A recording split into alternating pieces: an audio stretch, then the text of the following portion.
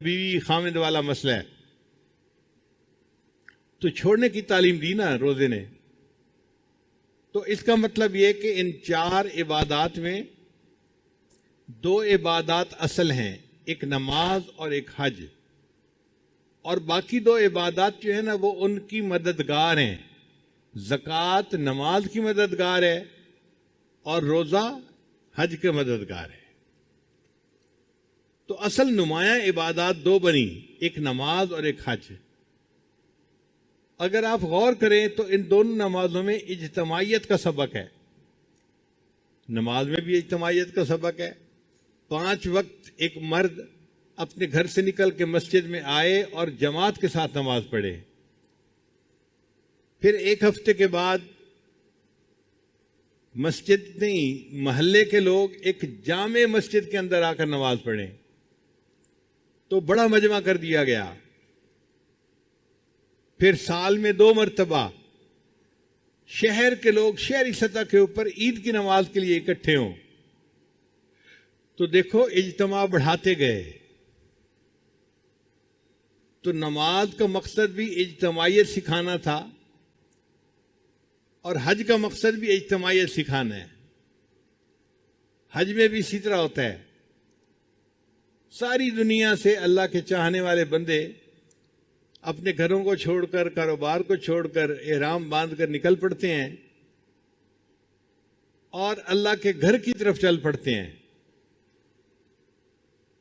وہاں حرم میں کسی ایک ملک کے بندے نہیں آتے، کسی ایک قوم اور قبیلے کے بندے نہیں آتے، پوری دنیا سے ایمان والے سمٹ سمٹ کے یہاں آتے ہیں، لاکھوں کا مجمع ہوتا ہے وہاں پہ۔ تو اجتماعیت نماز میں بھی تھی اور اجتماعیت حج نے بھی سکھائی، مگر اس میں ایک مزے کی بات ہے کہ ایک ایسا وقت آیا کہ جہاں حج کے موقع پر حج کا اجتماع اور نماز کا اجتماع اکٹھا ہو گیا۔ عرفات کا میدان ہے، سب لوگ احرام باندھ کے جمع ہیں، اب وقوف عرفات کرنا ہے۔ تو شریعت نے کہا کہ دیکھو ہم نماز کے ٹائم کو آگے پیچھے کر دیتے ہیں، تم وقوف کو آگے پیچھے نہیں کر سکتے، لہذا ظہر اور عصر ملا کے پڑھ لی، اور جب مغرب کی نماز تھی اس کو عشاء کے ساتھ پڑھنے کا حکم دیا، ایک نماز کو وقت سے پہلے پڑھنے کا حکم دے دیا اور دوسری نماز کو وقت گزرنے کے بعد پڑھنے کا حکم دے دیا۔ اللہ کی شان ہے، جیسا حکم دے ہم تو ہم بندے ہیں، اس پر عمل کرنا ہے، مگر اللہ نے یہ دکھا دیا کہ دیکھو یہ دونوں عمل آپس میں اگر تقابل کرو گے تو نماز کی اجتماعیت بڑی عبادت ہے۔ ہم نے حج کی عبادت کو اپنی جگہ رکھا اور نماز کو آگے پیچھے کروا دیا، اور اصل دین اسلام کا جو پیغام ہے وہ بھی اجتماعیت ہے۔ وَاعْتَصِمُوا بِحَبْلِ اللَّهِ جَمِيعًا وَلَا تَفَرَّقُوا، اللہ کی رسی کو مضبوطی سے پکڑ لو اور الگ الگ نہ ہو جاؤ۔ جہاں انسان الگ الگ ہوتا ہے فَتَفْشَلُوا وَتَذْهَبَ رِيحُكُمْ، تم الگ الگ ہو جاؤ گے تو تمہاری ہوا اکھڑ جائے گی، کمزور ہو جاؤ گے۔ تو ہمیں چاہیے کہ بحیثیت ایک امت کے ہم ایک بن کر زندگی گزاریں۔ یہ جو بڑوں نے کہا ہے نا ایک بن کر زندگی گزارنا اور نیک بن کر زندگی گزارنا، یہ بڑی گہری بات کی گئی ہے۔ تو اب عبادات 4 تھیں، جن میں ایک اعلیٰ عبادت نماز نکلی اور زکوٰۃ اس کے لیے معاون نکلی، دوسری اعلیٰ عبادت حج نکلی اور روزہ اس کے لیے معاون نکلا۔ اب یہ 2 عبادات اصل عبادات ہیں۔ ایک اور نقطہ بھی سمجھنے والا ہے کہ نماز کے اندر اللہ کی شان کبریائی کا اظہار ہے۔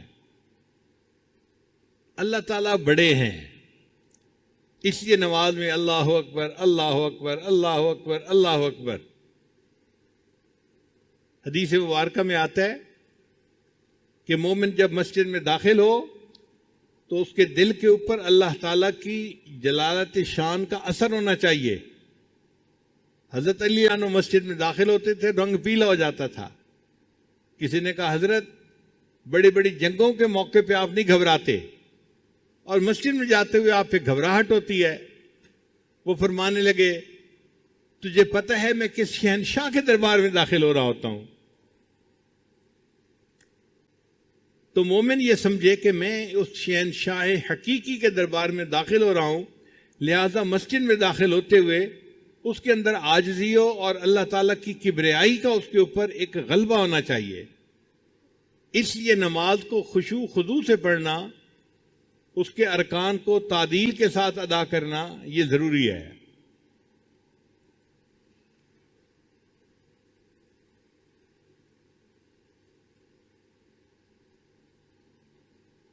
تو ایک ہے اللہ تعالیٰ کی شان کبریائی کا اظہار، وہ نماز میں ہوتا ہے.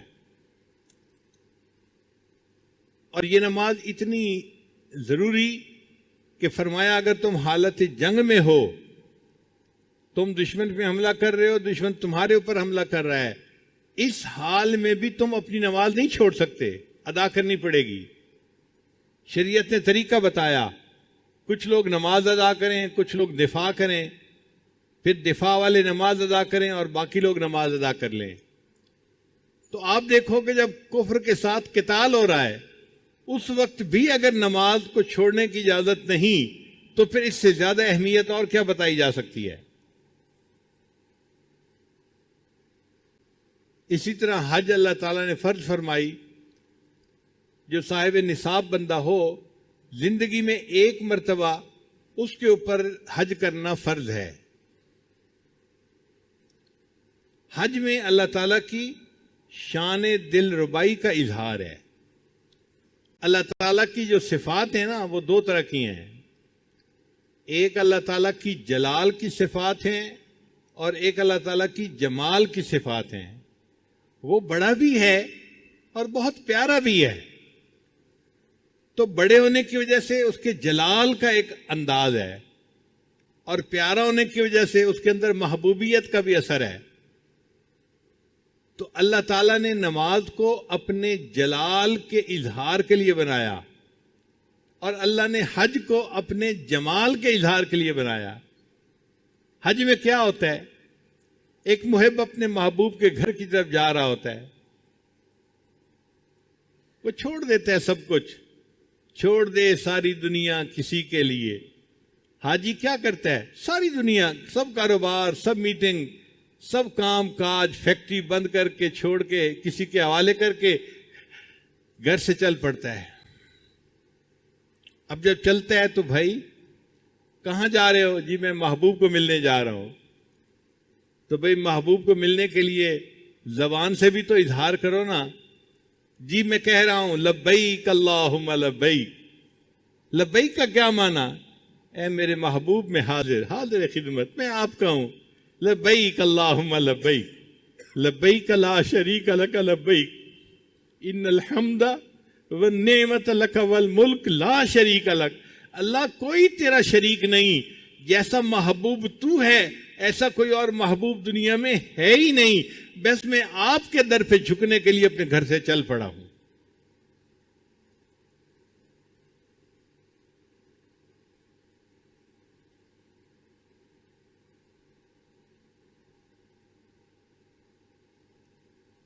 تو حج میں اللہ تعالیٰ کی شان دل ربائی کا اظہار ہے. اب عموماً دیکھا گیا ہے کہ مہمان بہت سارے آنے ہو نا تو ان کو پہلے کسی ایک جگہ اکٹھا دیا جاتا ہے اور پھر ان کو اصل جگہ پہ لایا جاتا ہے. اللہ تعالیٰ نے بھی ایسے کیا. میرے بندو آ جاؤ اور مینا کے اندر تم اپنا قیام کر لو. جب اکٹھے ہو جاؤ گے تو پھر 8 ذی الحجہ کو 5 نمازیں مینا میں ادا کرنا اور پھر 9 ذی الحجہ کی جو صبح ہوگی اس کو تم مینا سے چل کے عرفات میں اکٹھے آ جانا. اب حاجی لوگ پہلے مینا میں اکٹھے ہوتے ہیں اور پھر وہاں سے چل کے عرفات میں جاتے ہیں. اور عرفات میں اللہ نے جو عبادت حج کی بنائی وہ دعا مانگنا بنائی. اگر اللہ تعالیٰ چاہتے تو 2 رکعت نماز کو حج بنا دیتے، اللہ کے اختیار میں تھا، مگر ہمارے لیے مصیبت ہو جاتی۔ کچھ لوگ تو نماز ادا کر لیتے اور کچھ میرے جیسے ہوتے جو ابھی وضو ہی کرتے پھر رہے ہوتے، بڑھاپا ہے اور وقت لگتا ہے زیادہ واش روم میں، تو ان کا وضو ہی نہ ہوتا اور ان کی جماعت ہی رہ جاتی، تو اتنا سفر کر کے جاتے اور وہاں جا کے نماز پڑھ نہ سکتے، ان کی تو حج چلی جاتی۔ پھر لاکھوں عورتیں ہوتی جو اپنے گھروں سے اتنا خرچہ کر کے وہاں جاتی اور ان دنوں میں انہوں نے نماز پڑھنی نہ ہوتی، ان کی بھی نماز رہ جاتی، تو حج تو رہ جاتا۔ اللہ نے فرمایا نہیں کوئی 2 رکعت نہیں پڑھنے، بس تم نے ظہر سے لے کے مغرب تک کا جو درمیان کا وقت ہے نا، اس میں مجھ سے دعا مانگنی ہے، اور یہی جو وقوف عرفہ ہے یہ حج کا سب سے بڑا رکن اعظم ہے۔ جس نے اس کو ادا کر لیا، الحج العرفہ، اس نے گویا حج کو ادا کر لیا۔ تو وقوف عرفہ میں کیا کرتے ہیں؟ دعا مانگتے ہیں۔ لاکھوں بندے، مختلف قبیلے ہیں، مختلف رنگ ہیں، مختلف زبانیں ہیں، سب ایک جگہ پر اکٹھے ہیں اور اللہ کے سامنے اپنی فریادیں پیش کر رہے ہیں، اللہ سے دعائیں مانگ رہے ہیں۔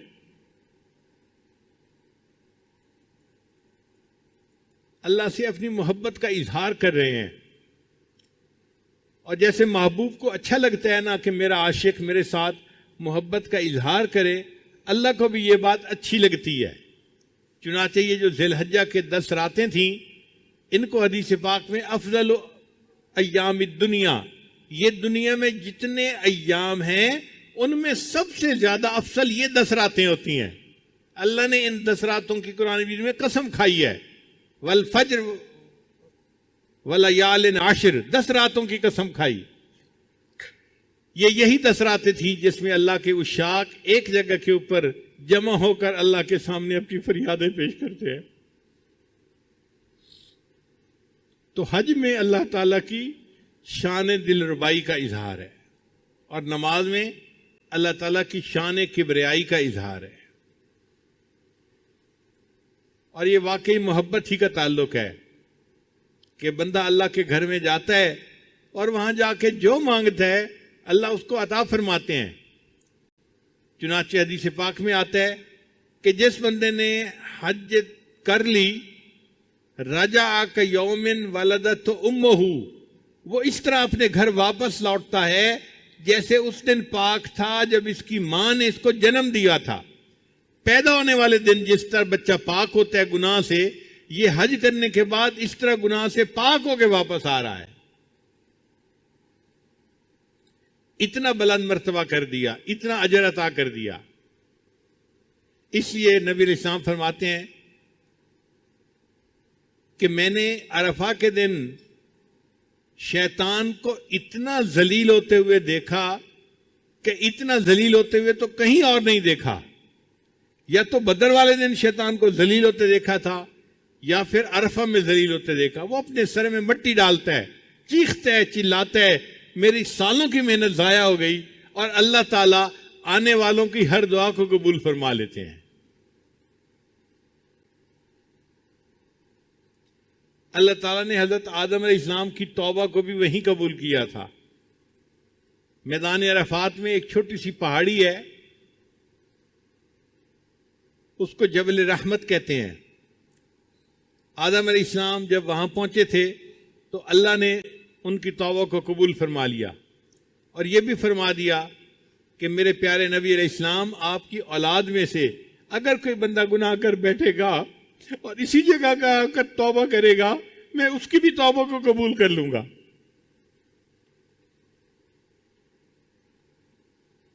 تو وقوف عرفہ کی یہ نعمت ہے جو اللہ تعالیٰ جس کو چاہتے ہیں عطا فرما دیتے ہیں۔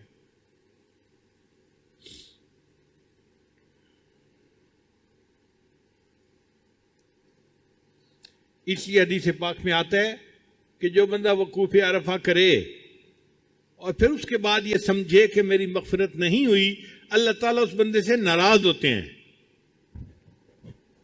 اگر کوئی سخی کے دروازے پہ جا کے مانگے اور پھر یہ کہے جی کہ مجھے کچھ نہ ملا، تو سخی کو غصہ آتا ہے تم کون ہو یہ کہنے والے کہ میرے دروازے سے کوئی بندہ خالی جا سکتا ہے؟ اگر دنیا کا سخی اپنے دروازے سے کسی کو خالی نہیں جانے دیتا، اللہ تعالیٰ تو احکم الحاکمین ہے، وہ تو بادشاہوں کے بھی شہنشاہ ہیں، وہ بھی اپنے دربار میں سے کسی کو خالی نہیں جانے دیتے۔ بندہ دعائیں مانگتے ہیں، اللہ قبول فرما لیتے ہیں۔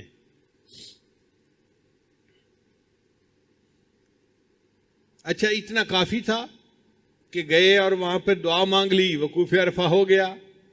فرمایا نہیں، ابھی کام مکمل نہیں ہوا، ابھی تو تم نے صرف میرے ساتھ محبت کا اظہار کیا ہے، ایک میرا دشمن بھی ہے، اب اس دشمن کے ساتھ تم بیزاری کا اظہار بھی کرتے جاؤ۔ یا اللہ کیسے کرے؟ عرفات سے واپس مینا میں آؤ، اب 3 دن مینا میں رہو، اور 3 جگہ پر شیطان کے پلر بنے ہوئے ہیں، جاؤ اور ان کو کنکریاں مارو۔ یہ جو کنکریاں مارنا ہے یہ شیطان سے بیزاری کا اظہار ہے، برات ہے۔ اے اللہ، ہم اس مردود دشمن کو کنکریاں مار رہے ہیں اور ہم آپ کے ساتھ محبت کا اعلان کر رہے ہیں۔ حدیث مبارکہ میں ہے کہ شیطان کو ہر کنکری مارنے پر اتنا بڑا گناہ اللہ معاف کر دیتے ہیں، اگر وہ معاف نہ ہوتا اس بندے کے لیے یقیناً جہنم میں جانے کا سبب بن جاتا۔ اتنا بڑا گناہ ایک کنکری مارنے پہ معاف ہوتا ہے۔ اب 3 دن میں اوپر نیچے تقریباً 70 کنکریاں مارنی ہوتی ہیں۔ اس کا مطلب یہ ہے کہ 70 بڑے بڑے گناہ کنکریوں کے مارنے سے معاف ہو جاتے ہیں۔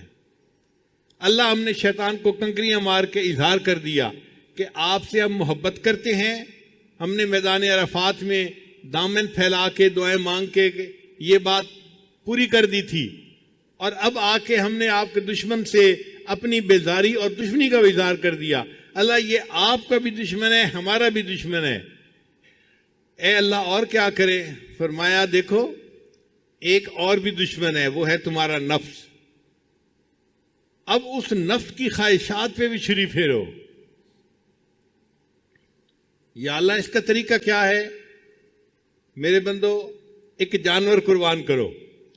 تم ظاہر میں جانور کے گلے پہ چھری پھیر رہے ہوگے، مگر دل میں یہ نیت کرنا کہ ہم اپنے نفس پر چھری پھیر رہے ہیں اور نفس کی تمام خواہشات کو اللہ کے لیے چھوڑ رہے ہیں۔ اب جب قربانی بھی کر لی، اللہ فرماتے ہیں اب تم نے محبت کا کامل اظہار کر دیا، اب آؤ میرے دیدار کے لیے، کیونکہ میں تمہارا دل ربا ہوں نا، میرے اندر شان دل ربائی ہے، محبوبیت ہے۔ اب آؤ اور کیا کرو؟ طواف زیارت کرو۔ طواف زیارت کا مطلب ایسا طواف جس میں بندے کو اللہ تعالیٰ کی تجلیات کی زیارت نصیب ہوتی ہے۔ آنکھ والا تیرے جوبن کا تماشا دیکھے، دیدہ کور کو کیا آئے نظر کیا دیکھے۔ ہم اندھے لوگ ہیں، باطنی طور پہ ہم کیا دیکھیں گے تجلیات کو، لیکن جو اہل دل ہوتے ہیں اللہ ان کو اس موقع پہ اپنی تجلیات دکھا دیتے ہیں۔ تو یہ گویا حج جو تھا یہ اصل میں اللہ کا دیدار کرنا تھا دنیا میں، اللہ کے چہرے کا دیدار نہیں، اللہ کی تجلیات کا دیدار کرنا تھا۔ چنانچہ حج کے 2 بڑے رکن ہیں، ایک وقوف عرفہ اور دوسرا طواف زیارت۔ جس بندے نے یہ 2 ادا کر لیے اس نے گویا حج ادا کر لیا۔ اب یہ واپس آئے اپنے ملک کی طرف، اپنے گھر کی طرف، تو بخشا بخشایا واپس لوٹ آئے گا۔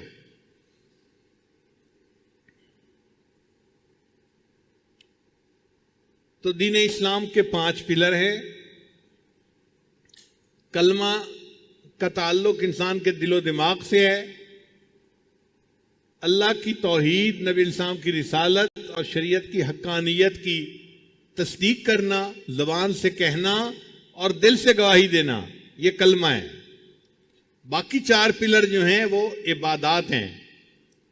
ان 4 میں سے اصل عبادات 2 ہیں۔ ایک عبادت ہے نماز، اور زکوٰۃ جو ہے وہ اس کے لیے معاون عبادت ہے، کیونکہ زکوٰۃ کا اصل مقصد ہے دل سے مال کی محبت کو کم کرنا، دنیا کی محبت کو کم کرنا، اور دنیا کی محبت کم ہونے سے پھر نماز کے اندر خیالات کم ہو جاتے ہیں. اس لیے زکوٰۃ معاون بنتی ہے نماز کی. اور دوسری بڑی عبادت حج تھی، اور حج کے لیے معاون عبادت بنی روزہ. روزے میں بھی ہم خواہشات چھوڑ دیتے ہیں، کھانا چھوڑو، پینا چھوڑو، بیوی سے ملنا جلنا چھوڑو، روزہ اس کو کہتے ہیں. اور حج میں بھی اللہ نے چھڑوایا، گھر چھوڑو، لباس چھوڑو، بچے چھوڑو، وطن چھوڑو، کام چھوڑو، سب چھوڑ دو، آؤ میرے گھر کی طرف. چنانچہ سب چل پڑتے ہیں. ایک جگہ میقات آتی ہے، فرمایا یہ جو تم نے پہنے ہوئے تھے نا کپڑے، یہ بھی چھوڑ دو، زیب و زینت بھی چھوڑ دو. اور پابندیاں لگا دی، تم بال نہیں کاٹ سکتے، تم ناخن نہیں کاٹ سکتے، اس لیے کہ تم عاشق ہو. اور عاشق کو ظاہری زیب و زینت کا نہیں مسئلہ ہوتا، وہ تو اللہ کے عشق میں بے حال ہوتا ہے اور پکار رہا ہوتا ہے، میرے محبوب، میرے محبوب، میرے محبوب. اللہ ہم کیسے پکاریں؟ فرمایا تم پکارو لبیک اللہم لبیک، لبیک لا شریک لک لبیک ان الحمد والنعمت لک والملک لا شریک لک. تو مومن لبیک کہتا کہتا اللہ کے گھر کی طرف جاتا ہے اور حج کر کے پھر گھر کو واپس آتا ہے. اب جب یہ حج کرنے کے لیے نکلا تھا تو شریعت نے حاجی کو حکم دیا کہ تم حج کرنے جا رہے ہو، رشتہ داروں کے گھر جاؤ، دوستوں کے گھر جاؤ اور ان سے اپنی غلطیوں کی معافی مانگو، سب کو منا کے جاؤ. جب حج کر کے واپس آ رہا ہے تو اللہ تعالیٰ نے رشتہ داروں کو کہا دیکھو بھائی یہ حج کر کے آ رہا ہے، اب اس کا درجہ اتنا بڑھ گیا کہ تم اپنے گھر سے نکل کے راستے میں استقبال کرو حاجی کا. تو لوگوں کو حاجی کا استقبال کرنے کا حکم ہے.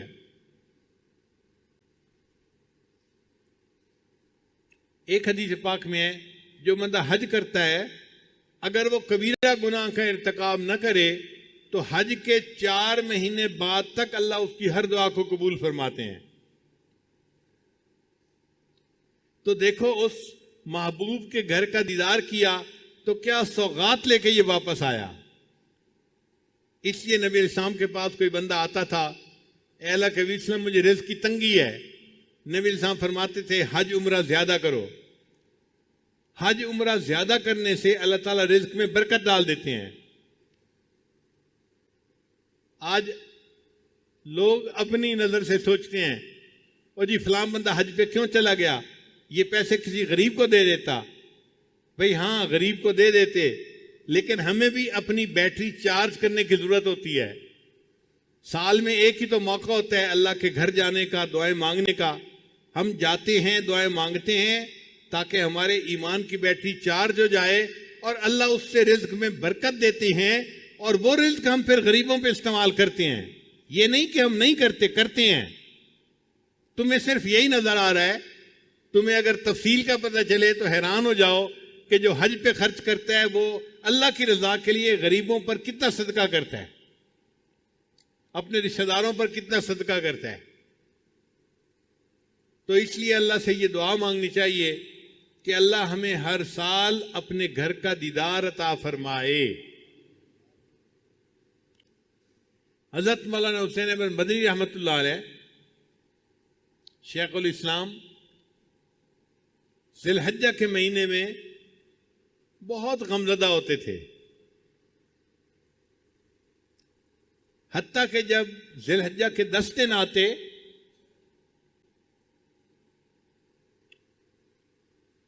وہ کسی سے زیادہ بات چیت نہیں کرتے تھے، خاموش رہتے تھے اور ہر وقت توجہ اللہ رجوع اللہ کی کیفیت ہوتی تھی.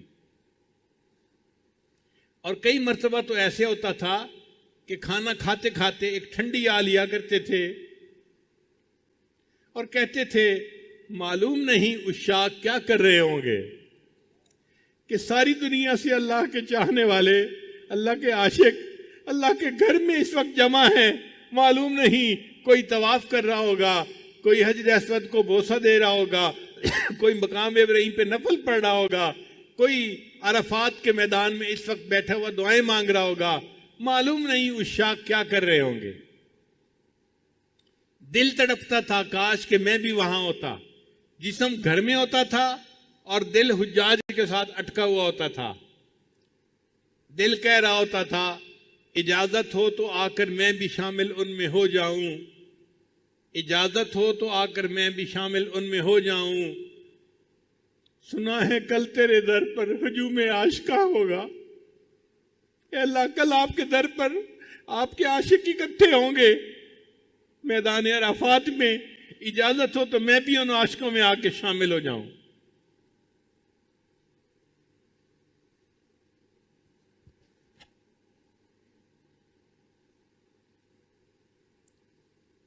تو یہ ایک ایسی عبادت ہے کہ جس کی تمنا ہر مومن کے دل میں فطری طور پہ ہوتی ہے. امیر ہو یا غریب ہو، عالم ہو یا جاہل ہو، مرد ہو یا عورت ہو، ہر ایک کے دل میں تمنا ہوتی ہے. اللہ تعالیٰ ہم سب کو اپنی زندگی میں بار بار اپنے گھر کا دیدار عطا فرمائے اور اپنے محبوب صلی اللہ علیہ وسلم کے در کی قبولیت والی حاضری اللہ بار بار نصیب فرمائے.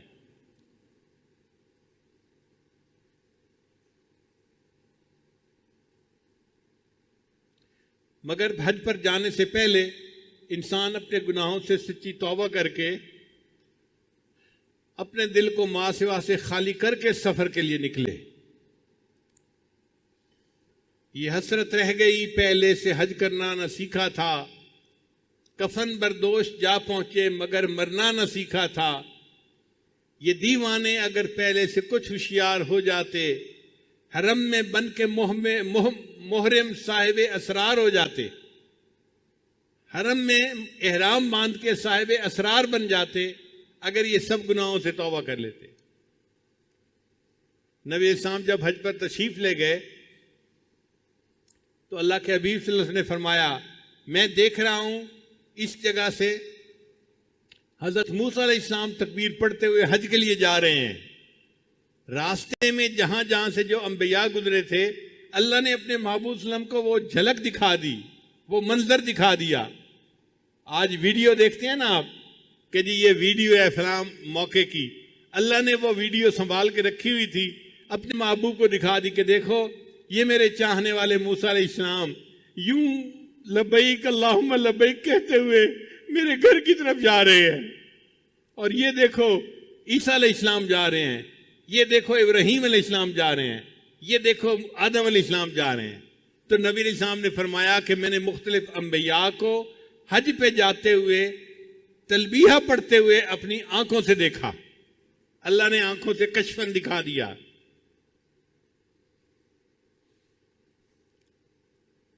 اس کے لیے دعائیں مانگیں، اور جب کسی حاجی کو رخصت کرنے کا موقع آئے تو خوب اس کو دیکھیں، آنسو بہائیں کہ یہ خوش نصیب ہے جو حج کے سفر کے لیے جا رہا ہے. میں حج تو نہیں کر پایا مگر جب یہ واپس آئے گا تو میں حاجی کو آ کر دیکھوں گا. ہمارے حضرت رحمۃ اللہ فرمایا کرتے تھے کہ شروع میں میرے اوپر تنگی کے حالات تھے تو میں حج پہ نہیں جا سکتا تھا مگر میں حاجی کیمپ چلا جاتا تھا، اور جو حجاج رخصت ہو رہے ہوتے تھے میں ان کو آنسوؤں سے الوداع کرتا تھا اور اللہ سے دعائیں مانگتا تھا. پھر اللہ نے ہمارے شیخ کے لیے بھی حرم کے راستے کھول دیے.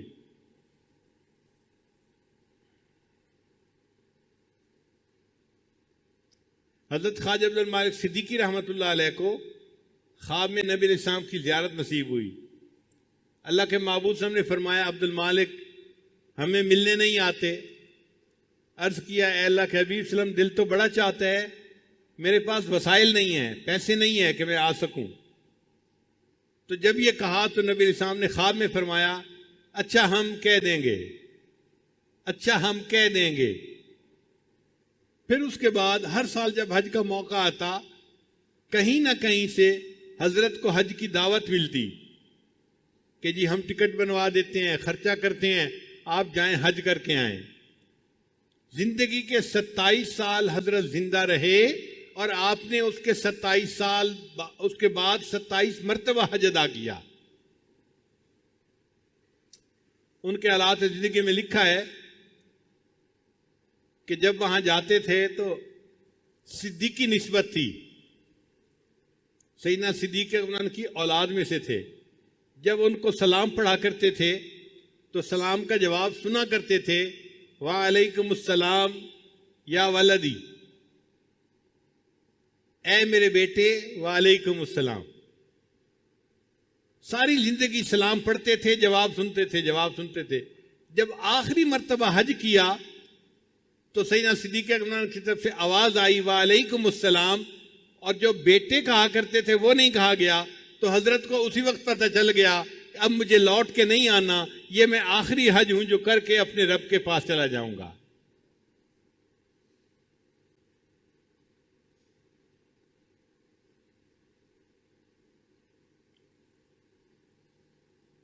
حاجی جب لوٹ کے آئیں تو آپ ان کو جا کر ملیں، محبت کا اظہار کریں، ان سے حج کے حالات پوچھیں، حسرت سے ان کا چہرہ دیکھیں.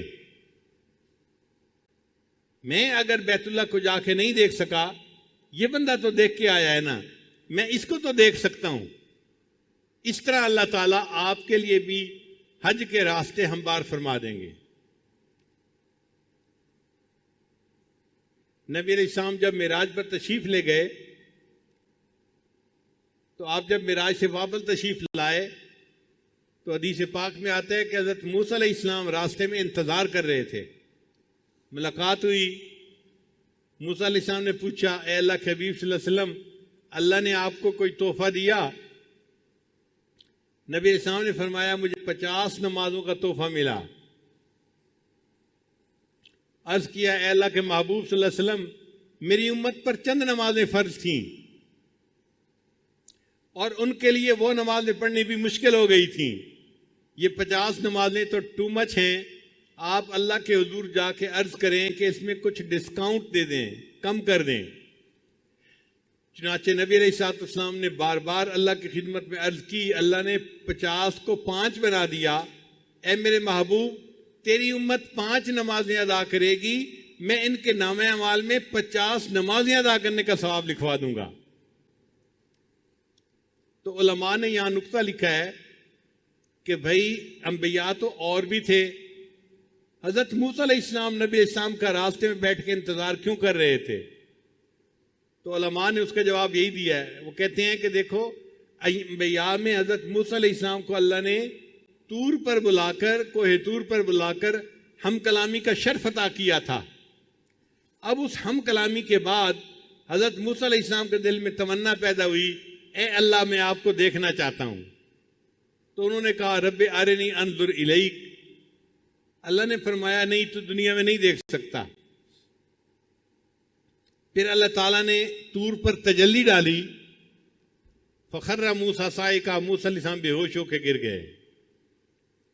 اب موسیٰ علیہ السلام کو پتا تھا کہ میں اللہ کا دیدار نہیں کر سکا، مگر انہوں نے کہا کہ اچھا، اللہ نے اپنے محبوب کو دیدار کے لیے بلایا ہے، تو میں اگر دیدار نہیں کر سکا تو میں محبوب کے راستے میں انتظار میں بیٹھتا ہوں، وہ اللہ کا دیدار کر کے آئیں گے، میں ان کے دیدار سے اپنی آنکھوں کو ٹھنڈا کر لوں گا. اس لیے حضرت موسیٰ علیہ السلام نبی علیہ السلام کے انتظار میں بیٹھے ہوئے تھے. تو اسی طرح اگر ہم حج پہ نہیں جا سکے تو جو حج کر کے لوٹیں گے ہم ان کا ہی چہرہ دیکھیں گے. یہ وہ خوش نصیب بندہ ہے جس کو اللہ نے اپنے گھر کے دیدار کے لیے بلایا اور حج کر کے یہ واپس آیا ہے. انشاءاللہ جب حج کے دنوں میں دعائیں مانگیں گے اور دل میں تمنا رکھیں گے اور حاجی کو محبت سے رخصت کریں گے اور واپسی پر حسرت کے ساتھ استقبال کریں گے، اس عمل کی وجہ سے اللہ تعالیٰ ہم مسکینوں کے لیے بھی حج کرنا آسان فرما دیں گے. اللہ تعالیٰ ہم سب کو حج کی توفیق عطا فرمائے.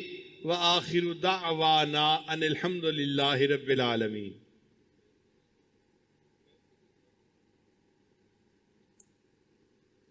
نماز کے لیے لوگ کھڑے ہو گئے ہیں.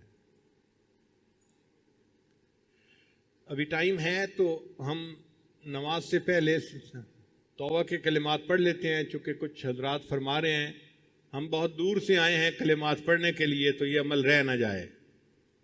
دل میں نیت کر لیجئے ہم اپنے گناہوں سے سچی توبہ کر رہے ہیں اور آئندہ نیکوکاری کی زندگی گزارنے کا ارادہ کرتے ہیں۔ یہ کلمات سچے دل کے ساتھ پیچھے پیچھے پڑھتے جائیے۔ بسم اللہ الرحمن الرحیم،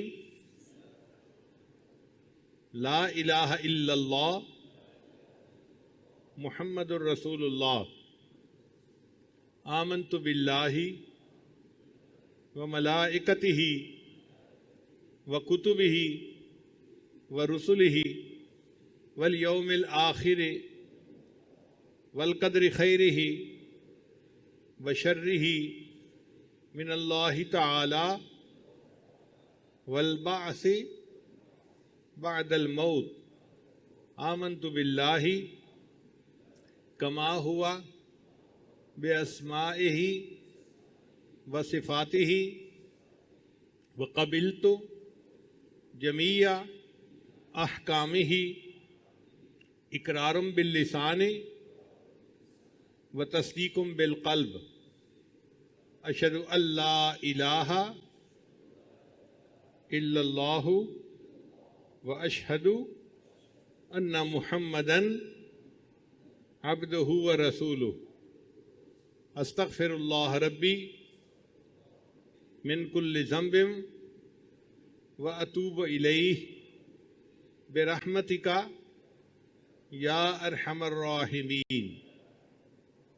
ان کلمات کو پڑھنے سے ہم تو بتائب ہو چکے ہیں، چند معمولات ہیں جن کو باقاعدگی سے کریں گے تو اللہ تعالیٰ دل کو منور کر دیں گے۔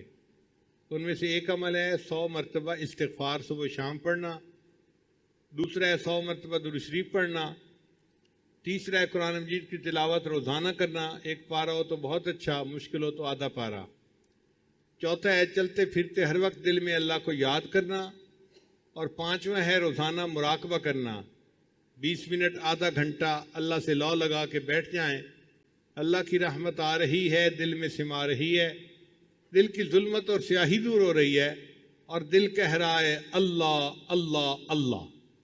اس مراقبہ کے کرنے سے دل میں اللہ کی محبت بڑھتی ہے اور انسان کے لیے عبادات کرنا آسان ہو جاتا ہے۔